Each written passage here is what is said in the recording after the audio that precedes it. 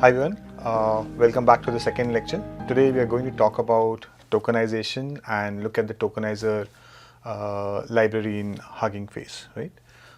So first let's quickly introduce tokenization. Of course, some of this content has overlap with what I teach in the Foundations of Large Language Models course. So it will be a bit of repetition, but it's important to just set the context before we do a deep dive into the hands-on part, right? So remember, we have been looking at the transformer architecture, and it's a simple encoder decoder architecture with the attention mechanism. And what it does is it takes a input sequence as, a sequence of elements as input. Here I've written words, but soon we'll see it could be tokens also. So it'll take a sequence of elements as input and produces a sequence at the output also, right? And the lengths of the inputs and outputs sequence need not be the same, right? Now, what is tokenizer and where does it fit in the training pipeline? So, tokenizer is simply the process of splitting the sentence into elements, right?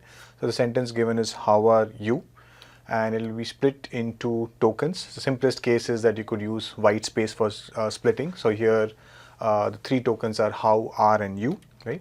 And then these tokens are mapped to some unique ID. So, wherever the word how appears in the corpus, it will always be mapped to the token ID 1, right? Say in this toy example, R would always be mapped to token ID 2, irrespective of which sentence it appears to, and so on. So every word, unique token would have a unique ID, and then every ID would then have like a embedding in the embedding matrix, right? So you could have such capital V IDs, and say each token suppose has a d-dimensional representation, then you would have a V cross D matrix, and every row there would correspond to one of these tokens, right? So you'll pick up the embedding, and that is then what is fed to the transformer model.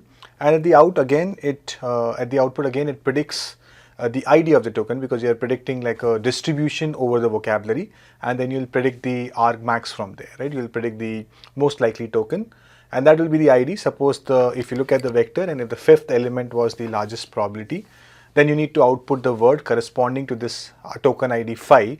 So you'll go back and look up which was the word corresponding to token ID 5, and then you will output that word, right? So this is the whole sort of setup where tokens get used both at the input and at the output, right? So the tokenizer, right, then it contains these two components. One is at the encoder, where you convert you do the tokenization and convert tokens to IDs, and at the decoder, where you have predicting IDs and then you convert them to tokens or words, right? So first you convert them to tokens, and then because your tokens may not be full words, you might even output tokens as run and ing. So then you'll have to join them to convert it to running, right? So that's also what will happen at the decoder for the tokenizer, okay? Yeah, so the size of the vocabulary determines the size of the embedding table. As I was saying, if you have capital V tokens, then you'll have a V cross T matrix, right? So now the question is, how do you create this vocabulary from the corpus that is given to you? So you're given just large collection of corpus, and if you look at all the unique words, right, and I'm talking about words, when I say words, I mean white space separated elements, then you might have a very, very large number of unique words, right? Because think of every named entity being a unique word, right? And now if some words are being added to the vocabulary, that also still keeps adding, right? So if you have a very large web corpus which has multiple domains in it, right? Suppose you have the names of all medicines, diseases, the Latin names of plants and all of those things, then you'll have a very large vocabulary, right? So then what is a reasonable vocabulary to build, and why do I care about a reasonable sized vocabulary?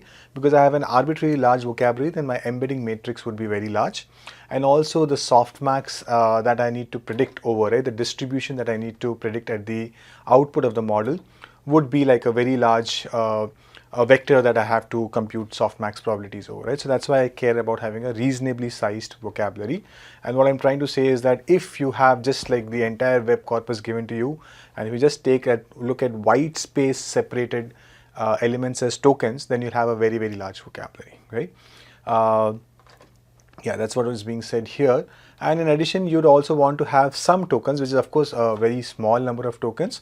We have seen this before, like go tokens, stop, start, mask, separator, CLS, all of these we have seen in the context of GPT, BERT and downstream task and so on. And it's like a very small finite list, probably less than 10 special tokens that you might have. But these are also there just to mention, right?